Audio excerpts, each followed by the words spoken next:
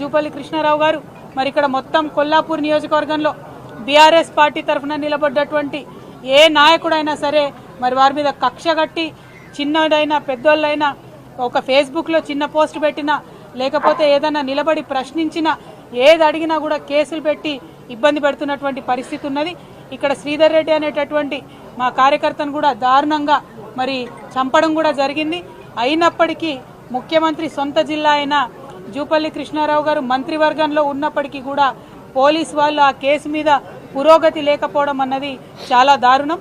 అంటే కేవలం ప్రభుత్వానికి హంతకులకు కొమ్ముగాస్తున్నారు తప్పితే ప్రజల పక్షాన మీరు నిలబడలేరన్న విషయం ఇవాళ తెలుస్తూ ఉన్నది.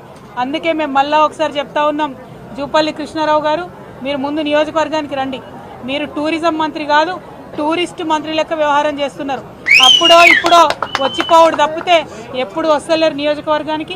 మీరు రైతులను ఆదుకుంటలేరు, విద్యార్థులను ఆదుకుంటలేరు, ఇతర పార్టీ నాయకులను మరి కక్ష కట్టినట్టుగా వారి మీద అత్యాచారాలకు ఆగడాలకు ఒడిగడుతున్నారు. ఇప్పుడు నేను దారిలో వస్తూ ఉంటే కూడా మన సాతాపూర్ ఊర్లో కూడా ఒక పరమేష్ అనేటటువంటి మా కార్యకర్తను కూడా నిన్న రాత్రి ఇవాళటి మీటింగ్ కోసం ఫ్లెక్సీలు కడుతుంటే దారుణంగా 50 మంది ఒక పిల్లగాని మీద దాడి చేసి దెబ్బలు తీసినటువంటి పరిస్థితి ఉన్నది.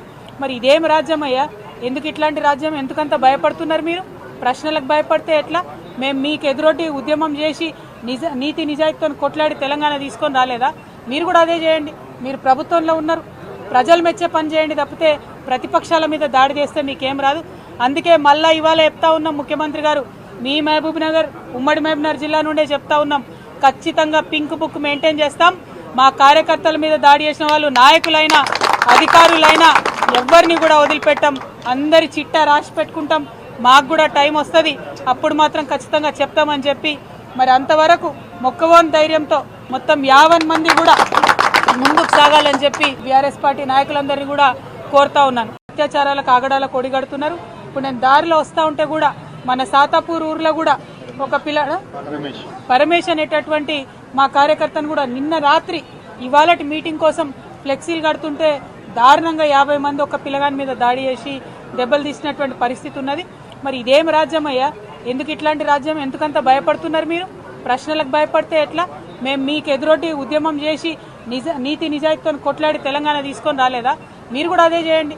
మీరు ప్రభుత్వంలో ఉన్నారు, ప్రజలు మెచ్చే పని చేయండి తప్పితే ప్రతిపక్షాల మీద దాడి చేస్తే మీకేం రాదు. అందుకే మళ్ళా ఇవాళ చెప్తా ఉన్నాం, ముఖ్యమంత్రి గారు మీ మహబూబ్ నగర్ ఉమ్మడి మహబూబ్నగర్ జిల్లా నుండే చెప్తా ఉన్నాం, ఖచ్చితంగా పింక్ బుక్ మెయింటైన్ చేస్తాం. మా కార్యకర్తల మీద దాడి చేసిన వాళ్ళు నాయకులైనా అధికారులైనా ఎవరిని కూడా వదిలిపెట్టాం. అందరి చిట్టా రాసి పెట్టుకుంటాం. మాకు కూడా టైం వస్తుంది, అప్పుడు మాత్రం ఖచ్చితంగా చెప్తామని చెప్పి మరి అంతవరకు మొక్కవోని ధైర్యంతో మొత్తం 50 మంది కూడా ముందుకు సాగాలని చెప్పి బీఆర్ఎస్ పార్టీ నాయకులందరినీ కూడా కోరుతా ఉన్నాను.